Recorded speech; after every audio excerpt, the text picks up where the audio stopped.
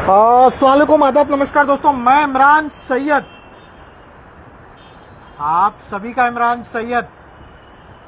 दोस्तों आज फिर सुबह पहला लाइव, वो भी कांग्रेस, मुंबई कांग्रेस के वाइस प्रेसिडेंट मोहसिन हैदर भाई के साथ में।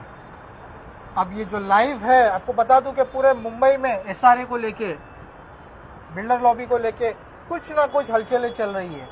उसी हलचल के बीच में अंधेरी का जो गिलबर्ट हिल एरिया है, जू गली एरिया है, ये एरिया का मुद्दा आज किसी भी न्यूज़पेपर आप खोलोगे तो हर 2 दिन के बाद कुछ ना कुछ एक इन्फॉर्मेशन आ रही है। इसमें काफ़ी पॉलिटिकल पार्टीज इन्वॉल्व हो रही है, काफ़ी बिल्डर्स इन्वॉल्व हो रहे, कितने बिल्डर्स के नाम गायब हो रहे, नए बिल्डर्स दिखाई दे रहे, लोगों को पता नहीं है, गुमराह हो रहे हैं। लोग तो हो रहे गुमराह, क्योंकि लोगों को कभी ये बिल्डर नजर आ रहा है, अचानक से कोई वो बिल्डर उठ के आ रहा है, तो उनको कुछ समझ में नहीं। उसी के बीच में अगर आप देखोगे तो मुंबई कांग्रेस के मोहसिन हैदर और इनके साथ में वर्षा गायकवाड़ जी ने आज से ठीक 1 महीना पहले, 1 महीना लगभग आसपास, इन्होंने एक 1200 करोड़ के प्रोजेक्ट का मुद्दा उठाया था।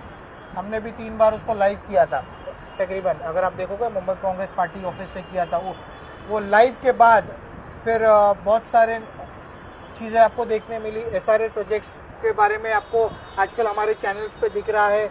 पॉलिटिकल पार्टी, कोई भी पॉलिटिकल पार्टी हो, शुरुआत में कांग्रेस ने शुरू की थी कई सालों पहले, आप जब आस्ते आस्ते जब वक्त बढ़ता गया तो अब अगर आप देखोगे तो शिवसेना, बीजेपी पार्टी, ये सभी लोग, मैं जी हाँ सिर्फ एक एसआरए की बात नहीं कर रहा हूँ, मैं बात कर रहा हूँ यहाँ पर जितने भी प्राइवेट बिल्डर्स वगैरह एसआरए, जितने भी जो प्रोजेक्ट्स चल रहे इसी ईद बीद आसपास, उन सभी के बारे में। तो 1200 करोड़ का भी एक जो है, जिसमें काफ़ी लोगों को घर से बेघर किया गया, इस मुद्दे को इन्होंने लिया था। और इस पर बात करते हैं मोहसिन भाई से। मोहसिन भाई, अस्सलाम वालेकुम। मोहसिन भाई, एक बार फिर आपका स्वागत है। 1 महीने के बाद टुडेज वॉइस पे वापस वो नज़र आ रहे एक मुद्दे के साथ। क्या कहना चाहेंगे जो मैंने मुद्दे के बारे में कहा है? मैंने अभी आपने कई सियासी पार्टियों का जिक्र किया जी, तो मैं ये कहना चाहूँगा कि कांग्रेस और जब एनसीपी की हुकूमत थी, बहुत से इस तरह के स्कीम्स जो आवाम की बेहतरी के लिए लाया गया, उसमें फिर बाद में चेंजेस किए, कुछ तरदुद किए, नए जीआर आए।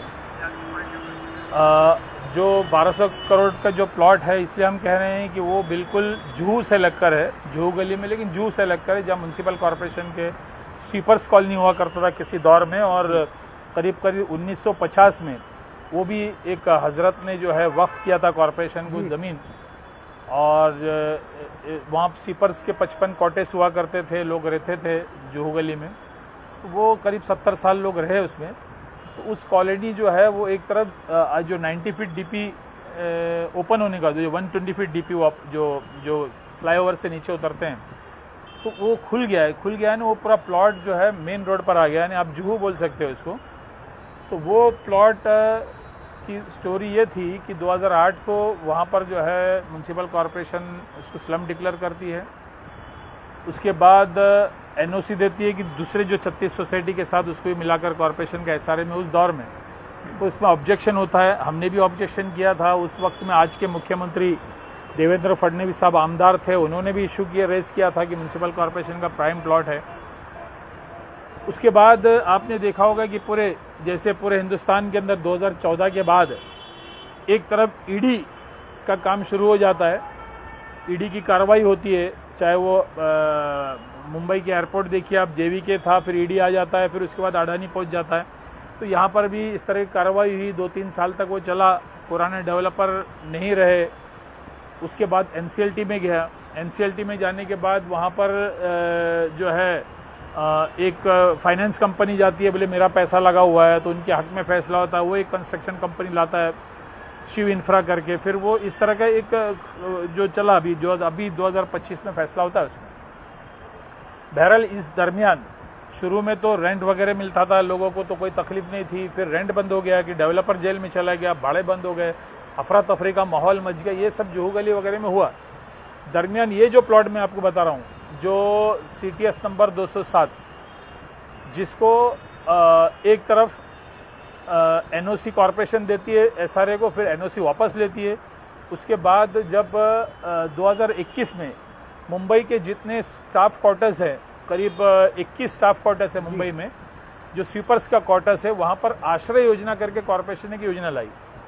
आश्रय योजना है ना, करीब 4 FSI उसको मिलना है, जहाँ भी कॉरपोरेशन की अगर स्वीपर्स कॉलोनी रीडेवलप करते हैं तो। इसकी वजह है कि मुंबई शहर में स्वीपर्स के लिए क्वार्टर्स बहुत कम है, कॉलोनी नहीं है, रहने की लायक जगह नहीं है, तो लोग लंबे लंबे रहते हैं कॉरपोरेशन से। वो आते हैं कहीं विरार भी नहीं, पालघर वगैरह से सुबह आते हैं, तो उनको तकलीफ है, तो मुंबई शहर में उनको क्वार्टर्स देनी चाहिए। तो उसके लिए इजाफा हो, इससे 4 FSI में रीडेवलपमेंट हो, तो म्यूनसिपल कॉरपोरेशन आश्रय योजना लाया। उससे पहले मैं बताऊं 2008 में जब आपने सब सियासी पार्टी का नाम लिया, तो कांग्रेस NCP की जब सत्ता थी, तो 2008 में हमने श्रम साफल्य योजना लाया।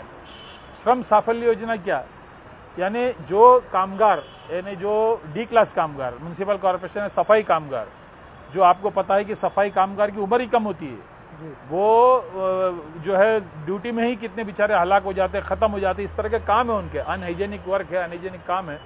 तो ऐसे काम में करते करते तो उनको घर होना चाहिए। रिटायरमेंट के बाद क्या होगा, तो उस वक्त में क्या हो गया था कि कॉरपोरेशन में जो लोग रिटायरमेंट में घर बचाने के लिए, जो हाईली क्वालिफाइड बच्चे भी जो है D क्लास में ज्वाइन कर लेता कि हमारा घर बचे। मुंबई में घर नहीं मिलता, सब कुछ मिलता है। तो एक कॉरपोरेशन ने श्रम साफल्य योजना लाई थी, ये स्टेट गवर्नमेंट ने, जो उसका था 25 साल के ऊपर अगर कोई कामगार काम करता है D क्लास का, तो उनको अपना खुद का मकान कॉरपोरेशन देगी। तो इस तरह का एक वो था। तो हम चाहते थे कि इधर भी श्रम साफल्य योजना जाए, 70 साल से 50 साल से लोग इधर रह रहे हैं, कम से कम उनके औलाद को खुद का अपना घर मिले।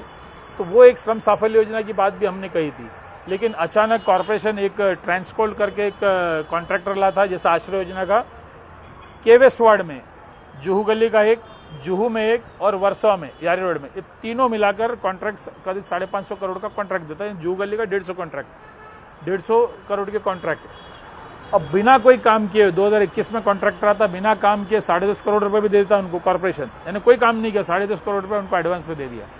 4 साल 5 साल वो कुछ काम नहीं करता है। 5 साल में अचानक वो जो है आश्रय योजना काम शुरू करने के लिए कॉर्पोरेशन ने तमाम जितने कामगार थे सबका घर डिमोलिशन किया जाता है। अच्छा, 2008 में वो 55 घर छोड़कर कम से कम 85 घर वो घर थे जिसके 2008 में म्युनिसिपल कॉर्पोरेशन का जो एनेक्सर बना था उसमें 85 घर का जिक्र है। पात्र नहीं है। 75 घर कौन है? जो BMC चाल में रहते हैं, उनके रिश्तेदार है, उनके बिरादरी के लोग हैं। ऐसे लोग जो 85 घर रहते हैं, 2008 या 9 में म्युनिसिपल कॉर्पोरेशन ने उनको अपने एनेक्सर में नाम दिया है। 2011 में अपने आप पात्र होना चाहिए। हमने कमिश्नर से वही किया, 2008 में कॉर्पोरेशन के एनेक्सर में उनका नाम है, तो आज 2011 तक पात्र करते तो उनको अपने आप घर मिलना चाहिए। लेकिन म्युनिसिपल कॉर्पोरेशन के तमाम अधिकारियों ने यानी एक तरह से प्लानिंग करते हुए एक भी पात्र नहीं किया, सब के सब कॉर्पोरेशन ने खाली कर दिया, उड़ा दिया, डिमोलिशन कर दिया, बेघर कर दिया। 85 घर के लोग को बेघर कर दिया जिनका हक बनता है कि उनका खुद का घर मिले, हक बनता है उनको रेंट मिले, कॉर्पोरेशन ने नहीं दिया। सिर्फ 55 लोगों को रेंट दिया और पूरा कॉर्पोरेशन प्लॉट खाली कर देता है। प्लॉट खाली करके दूसरे दिन ही पता चलता है कोई प्राइवेट डेवलपर लाके उसको बोर्ड लगा दी जाती है। तो हमने कॉर्पोरेशन से पूछा ये क्या माजरा है? कॉर्पोरेशन कौन सा नए बोर्ड पे बिल्डर का नाम क्या था? एस्पेक्ट करके कोई डेवलपर का, क्योंकि वैसे पता नहीं डेवलपर कहाँ से, दर्शन को पहले NOC दिया था। हमने कॉर्पोरेशन से मांग की कि भाई ये कहाँ से एक डेवलपर आया और कॉर्पोरेशन आपने खाली कर दिया है, आपने रेंट दिया है और एक थर्ड पार्टी कहाँ से आई? मतलब कम से कम बोर्ड तो निकाल, लेकिन कॉर्पोरेशन की इतनी हिम्मत भी नहीं कि बोर्ड निकाले। यानी आज कॉर्पोरेशन किस दबाव में काम करती है, म्युनिसिपल कॉर्पोरेशन आपको पता होना चाहिए किस तरह, क्योंकि 3.5 साल तक म्युनिसिपल कॉर्पोरेशन का इलेक्शन नहीं, कोई पुरसाने हाल नहीं, कोई पूछने वाले बोल नहीं, जैसा कारोबार चाहे वैसा कॉर्पोरेशन में कारोबार करती, जिसका हम लोग आपने जिक्र किया हर सैटरडे हम इसके लिए प्रेस कॉन्फ्रेंस करते हैं। जो बड़े बड़े गोटे कॉर्पोरेशन यानी अपने अपने लोगों को बुला के जो कॉन्ट्रैक्ट देते हैं, उससे मुंबई कॉर्पोरेशन को एक तरफ से खाली करने का, खोखला करने का काम ये सत्ता पक्ष करते, उसका हिस्सा ही भी है। ये जो आपने बिल्डर्स के नाम लिया, जो भी डेवलपर्स होता है, पहले दर्शन बिल्डर डेवलपर्स था, फिर पिरामिल आ गया था। जी।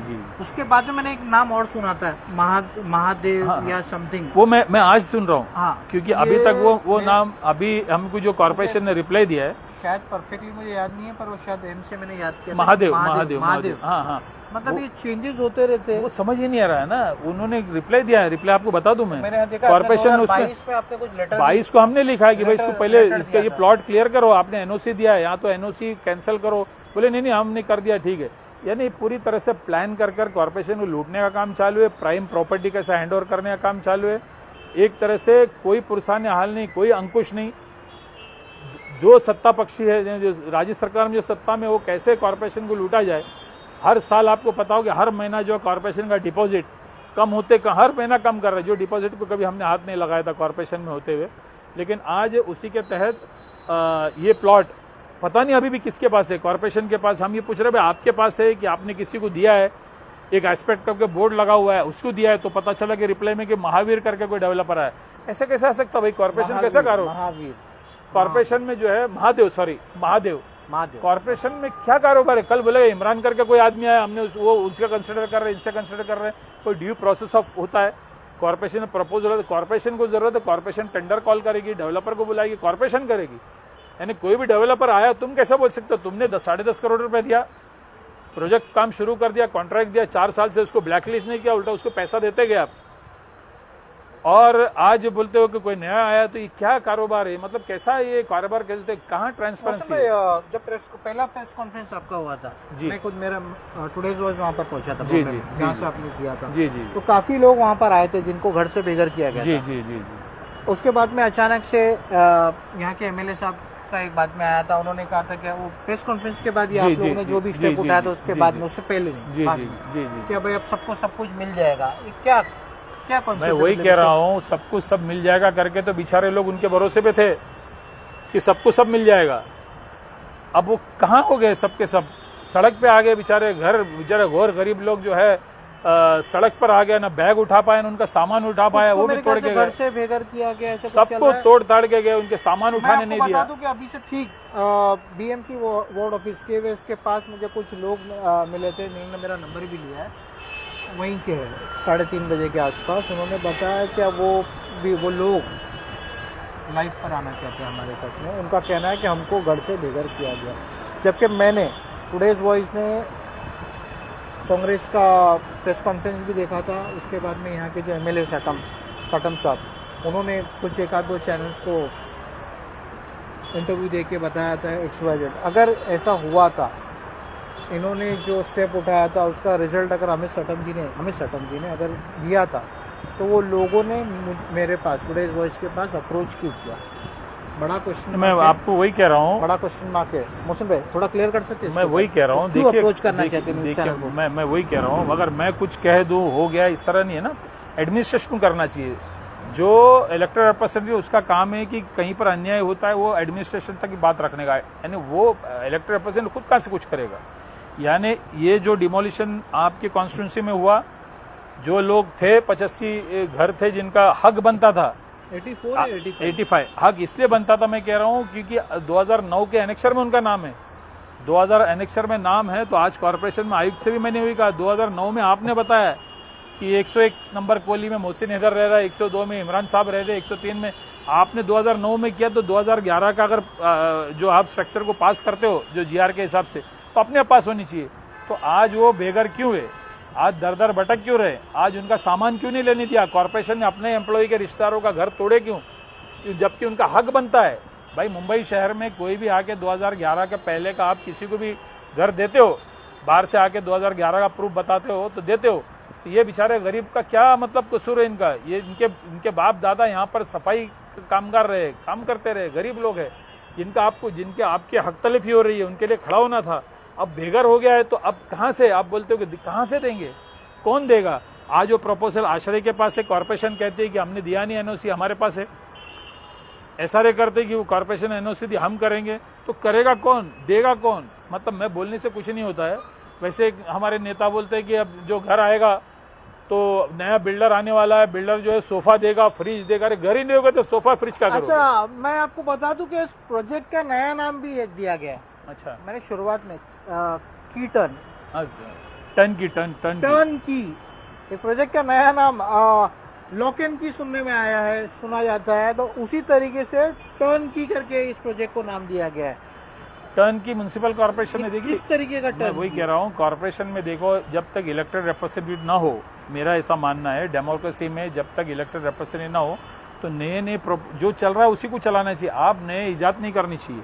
अब टर्न की एक ऐसा इजाद किया है इन्होंने कॉर्पोरेशन ने कि एक प्लॉट का जो है टर्न की चाबी घुमाने तक का जो है वो काम उनको दिया जाएगा ना। हर वो काम एक ठेकेदार करेगा, एंड में आपको चाबी देगा। टर्न की बोलते हैं, लॉक एंड किया और टर्न की। ये टर्न की थोड़ा कुछ अलग नजर का है कि बस आपको जाना है, लोगों को थोड़ा घूम के कॉन्फिडेंस में लेना है, बाकी का हम देख लेंगे। हाँ हाँ मैं इसको इस तरीके से देखता हूँ। जी जी अगर वो प्रोजेक्ट, क्योंकि प्रोजेक्ट के आप जब नाम भी रखते हो तो उसके मायने भी कुछ होते हैं। आपके हिसाब से कुछ और होगा, हमारे हिसाब से कुछ और नज़र आ रहा है। बिकॉज क्योंकि वो 84 लोगों में से कुछ लोगों ने आज मुझे अप्रोच किया, मुझे वाकई में लगा था क्या वो मामला जो है सुलट गया है। कांग्रेस ने आवाज़ उठाया था, बीजेपी के एमएलए अमित साटम जी ने शायद उसको अच्छी तरीके से प्रेजेंट करके लोगों को कॉन्फिडेंस में लेके किया था, पर उसके बावजूद वो लोग अगर अप्रोच कर रहे हैं तो इसका मतलब ही कुछ और निकल रहा है कि टर्न की का मतलब ऐसा है कि आपको शायद एक काम दिया गया है कि आपको कुछ लोगों को कॉन्फिडेंस में लेना है, तो बाकी का हम ऊपर से देखेंगे।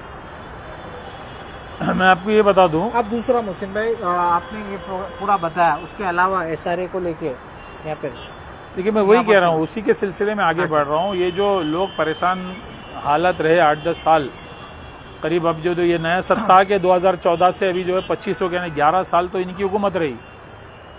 तो इस पे क्या हुआ, ईडी ने चलो जो बैंक के लोन लिया उन पे कार्रवाई किया, ठीक है, लेकिन जो लोग सफरर थे, वो सफरर तो जिन्होंने घर तोड़ा वो सफरर थे, जिनका घर नहीं है घर तोड़ दिया, जिनको रेंट शुरू में मिलता था बाद में रेंट बंद किया, वो सफरर थे।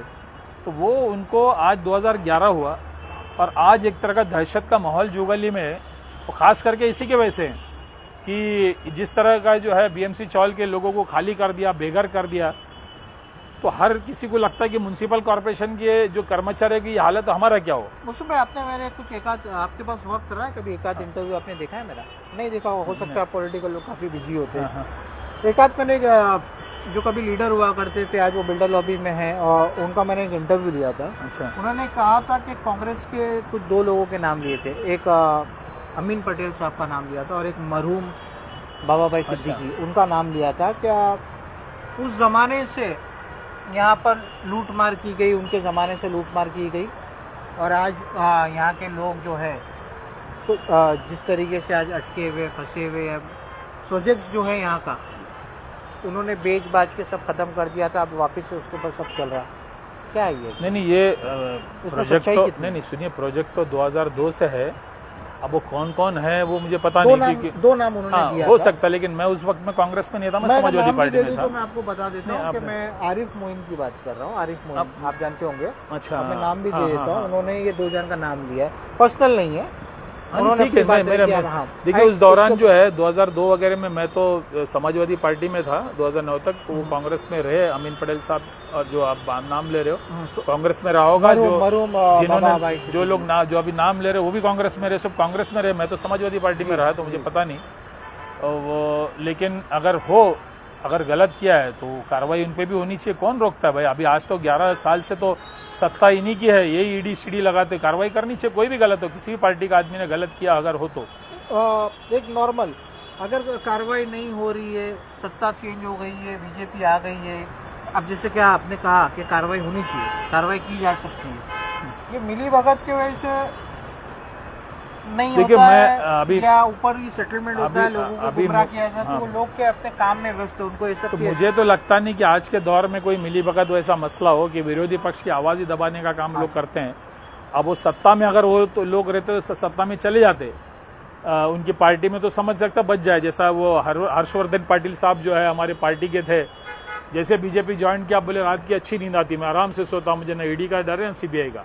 तो आज विरोधी पक्ष में वो लोग हैं जो कमर कस के खड़े हैं। जरा भी हिम्मत हारने वाला आदमी मैं समझता हूँ आज ये विरोधी पक्ष में नहीं रह सकता है।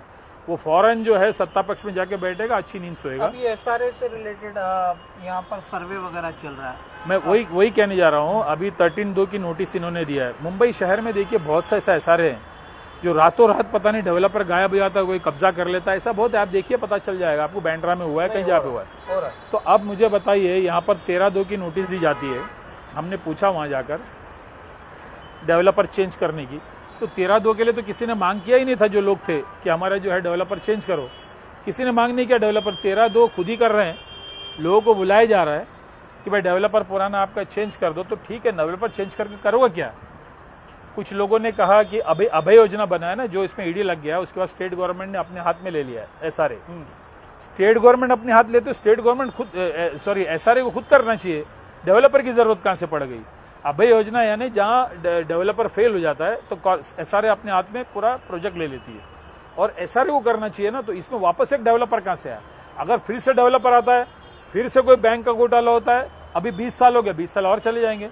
तो ज्यादातर लोगों ने यही कहा कि हमें एसआरए खुद बना के दिए। ऐसा नहीं है, एसआरए ने रमाबाई अंबेडकर नगर देखिए, वहां पर अपने घाटकोपर में, वहां करीब 7,000 लोगों की बस्ती है वहां पर भी इश्यू इस तरह का चला।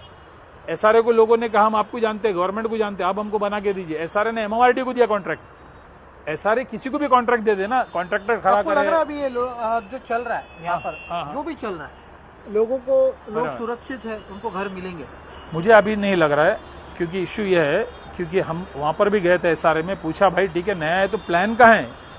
प्लान देखिए, लोगों का मसला है तो लोगों के सामने कोई आए, लोगों को बताए, सीओ एसआरए बता दे लोगों को, गवर्नमेंट की तरफ से कोई आए, ये बता दे देखो ये प्लान है, आपका रिहैब यहाँ बनेगा, सेल यहाँ रहेगा, आपके इबादत का मस्जिद यहाँ रहेगी, मंदिर यहाँ रहेगा, फलाने चीज चर्च यहाँ रहेगा, यहाँ घर, कोई प्लान तो बताए। अब बना क्या रहे हो आप? अब बता क्या बना रहे आपका हो? बोलने का मतलब है कि अभी तक किसी को कुछ नहीं पता क्या बन रहा है। गुमराह है मतलब 100%। लोग गुमराह नहीं, ऑफिसर्स गुमराह कर रहे हैं। अच्छा, ऑफिसर गुमराह कर रहे हैं। अभी ये 207 में हुआ क्या? म्युनिसिपल कॉर्पोरेशन के ऑफिसर आश्रय योजना के नाम पे डिमोलिशन कर दिया, साफ कर दिया और प्राइवेट डेवलपर को दे दिया। अब गवर्नमेंट ऑफिसर पे कौन भरोसा करोगे?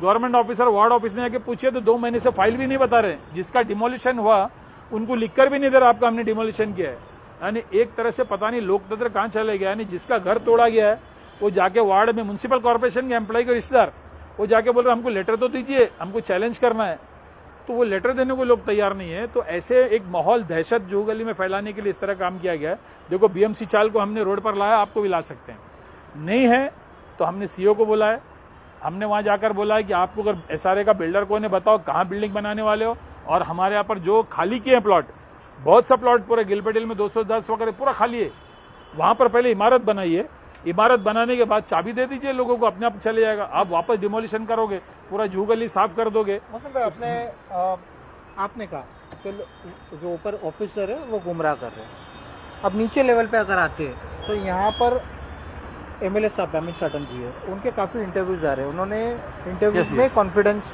बताया कि मेरे थ्रू करना है इस तरीके से, मेरे थ्रू इस तरीके से नहीं बोला है। उन्होंने जैसे भी प्रेजेंट किया है उन्होंने बताया कि मैं कॉन्फिडेंट में हूँ और कॉन्फिडेंस से ये चीजें प्रोजेक्ट होगी करके वो बता रहे। आपको आपके हिसाब से अमित साटम जी जो कॉन्फिडेंस में लोगों को लेने की कोशिश कर रहे हैं वो कितना % सही है? देखिए मैं आपको बता दूं कि मैं करूं, मुझ पर भरोसा करो, मैं करूं, वो भरोसे का वक्त नहीं है ना। 20 साल पहले एसआरए नया था, किसको पता नहीं था। अच्छा, आज घर घर के बच्चों को पता है एसआरए क्या है। तो मैं ये कह रहा हूं कोई भी इलेक्टेड रिप्रेजेंटेटिव वो आवाम के सामने रखे कि आपका बिल्डिंग कहाँ बनने वाली है, रिहायब कहाँ होगा, आपके घर कहाँ बनेंगे। आप बोलते हम फ्रिज देंगे, हम क्या फर्नीचर देंगे। अरे घर ही नहीं बचोगे तो फ्रिज फर्नीचर क्या करोगे आप हमको प्लान नक्शा बताइए, ठीक है। अब विधायक को मैं नहीं चाहता हूँ किस पार्टी से, अब क्या पार्टी से मतलब नहीं, आवाम का मसला है। अब एक साथ भी सब बैठने को तैयार है आवाम को लेके, कोई मतलब नहीं, कोई पार्टी से कोई मतलब नहीं। आप विधायक हो, खासदार किस पार्टी से, विधायक किस पार्टी से, कॉर्पोरेशन तो है ही नहीं, उससे हम कोई बात नहीं। आवाम का मसला है, हर पार्टी के लोग रहते हैं यहाँ पर, हर सियासी पार्टी के लोगों को, एक पार्टी का नहीं है। आप जो है लोगों के सामने रखिए, जो सत्ता में है, सत्ता पक्ष के हो, लोगों को बताइए, प्लान बताइए, सबमिट किया हो, एसआरए प्लान बताइए, एसआरए के ऑफिसर को बोलो बताया। आपने एसआरए के ऑफिसर को बताया जो अभी कल्याणकर है, पता नहीं किसका कल्याण करने वाले हो, नाम कल्याणकर है, अब वो बिल्डर का कल्याण करने वाले कि आवाम के कल्याण करने वाले हो। तो कल्याणकर साहब का काम ये बनता है कि प्लान नक्शा बताए, उसमें लोगों को बुलाए, पब्लिक की मीटिंग ले, उनको बताए देखो ये सीटीएस नंबर 207, ये सीटीएस नंबर जहाँ रईस लश्करिया साहब का जो बिल्डिंग बनी तो इन्होंने सेल नहीं बनाया, वो सेल भी इनको दिया, वो भी ओपन है गावदेव डोंगर पे। ये 149, ये 210, ये 200, यहाँ पर आपका हम बना के देने वाले हो, यहाँ सेल बनेगा, यहाँ आपकी इबादत गाह रहेगी, ये बना। ये खुलकर लोगों से कहिए ना। आप सोचते दहशत करके बोले मैं तोड़वा दूंगा, ये करूंगा, ये होगा नहीं। लोगों का घर है, एक तरफ से दहशत का माहौल है, आप जाके पता करिए, दहशत का माहौल है, दहशत क्रिएट किया जू गली का बीएमसी चाल तोड़कर। ऐसा बिल्कुल नहीं होगा, आपको कायदे से करना पड़ेगा। अगर मैं भी बोल लूं मेरे पे भरोसा करो, सब खत्म हो गया। आप डॉक्यूमेंट पेश करो, कोई भी आदमी। आप जो बोले कि मैं घर नया बनेगा, उसमें फर्नीचर लगेंगे, टीवी आएंगे, अरे तो घर बचेगा तो टीवी फर्नीचर आएंगे। तो आप पहले तो हमको प्लान में ऑन प्लान बताइए। एसआरए का सीईओ को लोगों का काम है कि लोगों को बुलाकर अभी 13-2 आप करने आ रहे हो, डेवलपर चेंज करने का, उससे पहले आप प्रोजेक्ट क्या है यहाँ पर, किधर सेल बनेगा, कौन से सीटीएस में बनेगा, कहाँ पर आपका रिहाब बनेगा। रिहाब से मतलब आप सेल कहीं भी बनाइए, रिहाब कहाँ बनेगा, कितने लोगों के लिए बनेंगे। अभी 6,500 का तो अभी था, अभी कोई 5,000 घर बोल रहे हो। अभी डॉक्यूमेंट पार्ट में भी जो लोग हैं ना कमजोर है। अगर मैंने वेरीफाई किया है, चेक किया है, इस चीज़ ग्राउंड लेवल पे देखा है कि लोगों डॉक्यूमेंट पार्ट उनका अभी तक परफेक्ट नहीं है। देखिए मैं वही कहना चाह रहा हूँ, आपको लगता है अगर डॉक्यूमेंट पार्ट सही नहीं रहा इनके, ये घर से बेघर भी हो सकते हैं? नहीं, मेरा ऐसा कहना है कि अभी जो लेटेस्ट गवर्नमेंट का जीआर है उसके से साफ है एकदम, 2011 से पहले जो लोग रहते हैं उनको भी देना चाहिए। एक खाली आप अगर वोटर लिस्ट भी सबमिट करते हो प्रूफ के साथ, मेन प्रूफ वोटर लिस्ट भी आप सबमिट कर तो भी आप हकदार हो, उसके साथ दूसरा एडिशनल एक मेन प्रूफ होनी चाहिए आपके पास, चाहे इलेक्ट्रिक बिल हो चाहे वोटर लिस्ट हो, वो भी है तो बाकी तो एडिशनल है। मेरे एक आध दो पॉइंट्स बाद में रहेंगे। मोहसिन भाई खत्म होते थे, लोगों को क्या मैसेज देना चाहते हैं? आपने 1200 प्रोजेक्ट का भी है, थोड़ा SRA पे भी आपने बोल दिया। मैं यही कहना चाहूंगा लोगों के साथ साथ आवाम से ज्यादा, मैं इलेक्टेड रिप्रेजेंटेटिव जो लोग हैं जो क्लेम करते हैं कि हम ये देंगे वो देंगे, उनसे कहा कि ऑन पेपर बताइए, आप ऑन पेपर आप बताइए कि रिहैब कहाँ पर होगा, कब होगा, और हम ये डिमांड करते हैं। और मैं ये रिक्वेस्ट करता हूँ हमारे खासदार आमदार से, इस विभाग के, आप भी रिक्वेस्ट कीजिए, वह वापस से घर बेघर मत कीजिए। जितना घर डिमोलिशन हुआ है, बहुत बड़ा प्लॉट है, वहां आप पहले बिल्डिंग बनाइए, चाबी दे दीजिए, खाली कर दीजिए और अपना सेल बना दीजिए। अभी नया घर तोड़ने का काम मत कीजिए, क्योंकि अब गया घर तोड़ने के बाद फिर पता नहीं क्या कोई कोर्ट लिटिगेशन हो गया, कौन क्या होगा, सड़क पर आ जाएंगे लोग। मेरी रिक्वेस्ट है, जो भी MP है, MLA है, किस पार्टी से हो, CM साहब हो, जो जो CO है SRA का, जो ऑफिसर है, कलेक्टर है, डिप्यूटी का, हम सबसे रिक्वेस्ट किया, हाथ जोड़कर मैं जाके रिक्वेस्ट किया हूँ। मेरे पास लेटर में आपको लेटर कॉपी देता हूँ जिसमें मैंने कहा है, लेटर भी आपको देता हूँ जिसमें मैंने कहा कि तोड़ो मत नए को, जहाँ टूटा है वहाँ घर पहले बना दो, चाबी दे दो। लोग जो है 20 साल बड़ा अरसा होता है, अभी बहुत से सोसाइटीज के अंदर चेयरमैन सेक्रेटरी सब खत्म हो गया है नहीं। और मैं आवाम से कहना चाहूंगा कि अब 20 साल में बहुत कुछ सीख लिया आपने, अपनी जो सोसाइटी को दुरुस्त कर लिए, डॉक्यूमेंट दुरुस्त कर लीजिए। सोसाइटी में लोग नहीं है, बड़े बुजुर्ग चले गए, अध्यक्ष सदर वदर चले गए, तो वापस इलेक्शन कराइए, क्योंकि आपके डॉक्यूमेंट ये तमाम चीज मजबूत कीजिए, क्योंकि पता नहीं किसका क्या नियत है। जूहू गली के BMC चाल में आपने देखा नियत क्या थी, कहां से क्या हो गया। तो जूहू गली के हिसाब से नियत क्या है पता नहीं, तो हर चीज पर देखिए, वेरीफाई कीजिए। गवर्नमेंट ऑफिसर से कहिए, कोई नेता बोलता हो छोड़ दीजिए, गवर्नमेंट ऑफिसर कहिए हमारा रिहैब कहाँ बनेगा और हमको पहले रिहैब बना के दे दीजिए। टर्न कीजिए, आपने बोला टर्न की कीजिए हमारे साथ, और उसके बाद हमारे जो घर है वो ले लीजिए, आप सेल बनाइए, क्या बनाइए। ये मैं आपके माध्यम से इलेक्टेड रिप्रेजेंटेटिव खासदार से, आमदार से, CM से, जिससे भी है उनसे भी रिक्वेस्ट करता हूँ, और SRA के जो ऑफिसर है, कलेक्टर का, सबसे भी रिक्वेस्ट करता हूँ। अभी आज से जो है वहाँ पर अफसर बैठे हैं, SRA के कलेक्टर वगैरह के ऑफिसर जो है गिलबर्ट मुबारक पज के सामने बैठे हैं, उनसे भी रिक्वेस्ट है डॉक्यूमेंट जो है आप बता दीजिए। अगर डॉक्यूमेंट पूरे नहीं होते तो ऑफिसर से रिक्वेस्ट है घर घर जाके पता कीजिए, क्योंकि ये एक जब अभय योजना है तो गवर्नमेंट की जिम्मेदारी बनती है कि हर एक को घर मिले।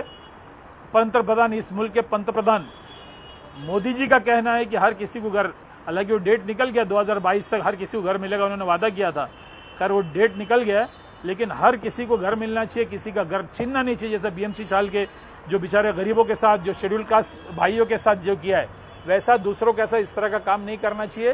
बेचारे बीमार लोग हैं, परेशान लोग हैं, ये मैं आपके माध्यम से इलेक्टेड रिप्रेजेंटेटिव रिक्वेस्ट करता हूँ और अधिकारियों से भी रिक्वेस्ट करता हूँ। Thank you so much Mohsin भाई की आपने बातें सुने, जो BMC कॉलोनी की बात कर रहे हैं उनके बारे में बताया, सारे किससे रिलेटेड भी बताया, और इन्होंने अब इस लाइव के माध्यम से आमदार साहब आपको भी, आपके ऊपर भी क्वेश्चन मार्क वापस से डाल दिया है, क्या आप जो काम कर रहे हैं उससे ये सहमत नहीं है, क्योंकि वर्बली कोई भी बातें, ये फैक्ट है, लास्ट में कागज़ बोलता है, पेपर बोलता है। और जैसे कि मोहसिन भाई ने कहा कि आपके पास वोटर ID होना चाहिए, मोहसिन भाई ने कहा है, पर फिर भी टुडेज वॉइस आपसे रिक्वेस्ट करेगा, क्योंकि लाइव इस पे चल रहा है, तो सिर्फ वोटर ID पे ना जाए, आप एक बार फिर डॉक्यूमेंट पार्ट देखिए। डॉक्यूमेंट पार्ट इस हमारे लाइव के माध्यम से आपको अलग अलग लोगों ने बताया है, मोहसिन भाई ने भी अपने पार्ट बताया है, तो आप सभी की सुनिए, करिए अपने मन की, जहाँ से आपको बेनिफिट मिले। आपके घर का सवाल है। इन्होंने एक चीज़ और कहा था कि पॉलिटिकल लीडर्स की ना सुनिए, क्योंकि मोहसिन भाई भी एक पॉलिटिकल लीडर है, पर सब लोग इस बार आवाम के लिए आए हैं। दो अलग अलग बातें, पॉलिटिकल लीडर्स की ना सुने, पर एक इंसानियत के नाते वो एक इंसान भी है। अगर वो अपना पॉलिटिकल झोला उतारता है और इंसानियत दिखाता है तो आप उनकी जरूर सुनिए। तो मैं ना ही बिल्कुल आपके माध्यम से कहना चाहूँगा, कोई भी दिक्कत हो इस सिलसिले में तो मेरा दफ्तर तो हमेशा खुला ही है। आप मशवरा मार्गदर्शन मुझसे ले सकते हो, कोई भी अगर परेशानी हो इस मसले पे। हाँ। हमारा मकसद है हर आदमी हकदार को घर आपका मिले। घर भी बनेगा, इसमें कई लोगों के स्वाद भी पूरे होंगे। घर बनने से ज्यादा स्वार्थी लोग ज्यादा आपको नजर आएंगे। हर पॉलिटिकल पार्टी इसमें उतरा है, क्योंकि यहाँ कॉर्पोरेशन इलेक्शन आ रहा है। इसका मतलब ये नहीं और कि इसके मैं मेरी समझ में नहीं आता, हर आदमी बोलता दलाल से बचो। दलाल कौन दलाल है भाई? कोई बोलता इस दलाल से उस दलाल, अरे कौन दलाल है भाई? मेरे अभी समझ में नहीं तो आया। एक सवाल आपसे भी रहेगा कि आप भी कुछ चार्ज करोगे क्या लोगों को अपना हेल्प करने के लिए, नहीं कोई चार्ज किस मतलब समझा नहीं किस से? गाइड करने के लिए? नहीं कोई चीज नहीं, तो उसमें क्या है, तो हमारी ये जिम्मेदारी मुझसे है। मैंने भी एक बार जिम्मेदारी है हमारे लोग बैठे हैं, हाँ, आपको गाइडेंस चाहिए गाइडेंस, लेकिन हमारा ये है कि अभी हर किसी से पूछिए, कोई भी नेता कोई भी ऑफिसर आता पूछते हमारा रियाब का बनेगा। उन संख्यों के लिए रहता है, क्योंकि मालूम है कभी कभी आप रास्ते से जाते हैं तो आप पूछना चाहिए ना भाई पैसे कितने लेंगे, तो हमने घुमा के आपको जवाब दिलवा दिया है कि आपको जवाब इस तरीके से मिल गया। जिन्होंने भी हम पे लाइव पर है उन्होंने कहा कि अभी हम आवाम के लिए उतरे, कुछ पॉलिटिकल फेस के हिसाब से उतरे, कुछ लोग अब अगर जनरली देखा जाएगा तो अभी आवाम की बात कर रहे हैं तो वो खिदमत के हिसाब से उतरे। तो आप लोगों टुडेज वॉइस तो रिक्वेस्ट करेंगे, आप जहाँ से आपका काम हो रहा है आप वहाँ जाइए, आपका काम निकल, पर गलत हत्थे ना लगिए। कल गलत हत्थे चढ़ोगे तो मोहसिन भाई जैसे, आरिफ भाई जैसे और XYZ जैसे जो हमारे साथ में जो आए हैं वो भी आवाम पे ही सवाल उठाएंगे कि हमारी आपने नहीं सुनी। लेकिन टुडेज वॉइस आप पर कोई सवाल नहीं उठाएगा। हमारा काम है कि इनकी मन की बातें क्रॉस क्वेश्चन करना, जो भी आपके जो होते घुमा के। जब मैंने कांग्रेस के ऊपर भी उंगली उठाया, कांग्रेस का ही लाइक चल रहा है लेकिन उठाया मैंने उंगली। तो आरिफ भाई के साथ था तो मैंने आरिफ भाई के भाई पे भी उंगली उठाया था, तो उन्होंने अपनी बात रखी थी, इन्होंने अपनी बात रखी है। हमें तो कांग्रेस में था ही नहीं ना शुरुआत, आप समाजवादी में था। बहरहाल ठीक है, इन्होंने लेकिन एक जवाब ईमानदारी से आपने दिया ना, आपने बिल्कुल। जवाब दिया है। समाजवादी में अगर उन्होंने गलत किया क्या होगा तो कोई भी हो, तो हाँ आपने वो जवाब बिल्कुल। दिया, तो मेरे कान खुले रहते, इसका मतलब ये नहीं कि यहाँ से आए तो यहाँ से जाएंगे, बातें बराबर होती है। और अब रहा यहाँ के आमदार जी MLA अमित साटन जी, अगर हो सके तो इस लाइव के माध्यम से आपके जो खास लोग, आपके व्यूअर्स वगैरह, ये हम एक बातें ज़रूर पूछेंगे। मेरी टुडेज वॉइस इमरान सैयद की एक रिक्वेस्ट होगी इस लाइव के माध्यम से, ऐसी कोई पर्सनल नहीं होगा, आउट ऑफ टॉपिक भी होगा, इन्हीं मुद्दों को लेकर। अगर आप मुझे एक लाइव इंटरव्यू देना चाहते, मोहसिन भाई को गलत ठहराना चाहते, आरिफ भाई को गलत ठहराना चाहते, तो इमरान सैयद आपकी खिदमत में लोगों के हिसाब से। मैं Imran Syed, Mohsin Haider. Thank you for watching today's voice. Thanks a lot.